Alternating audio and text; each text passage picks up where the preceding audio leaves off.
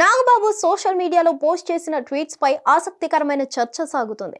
అల్లు అర్జున్ నటించిన పుష్ప 2 సినిమా విడుదల కాబోతున్న వేళ నాగబాబు ట్వీట్లు రచ్చకు దారితీశాయి. నువ్వు అడ్డదారిలో వెళ్తున్నావని గ్రహిస్తే వెంటనే నీ దారి మార్చుకో. నువ్వెంత ఆలస్యం చేస్తే నీ మూలాల దగ్గరికి చేరుకోవడం అంత కష్టమవుతుందని స్వామి వివేక కొటేషన్ పోస్ట్ చేశారు. దీంతో ఈ పోస్ట్ అల్లు అర్జున్ ను ఉద్దేశించే చేశారని నెటిజన్లు అంటున్నారు.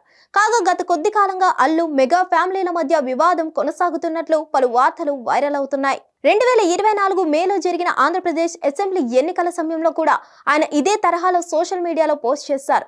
మాతో ఉంటూ ప్రత్యర్థులకి పనిచేసేవాడు మావాడైనా పరాయివాడే, మాతో నిలబడేవాడు పరాయివాడైనా మావాడే అని ఆయన అప్పట్లో చేసిన ట్వీట్ కూడా చర్చకు కారణమైంది.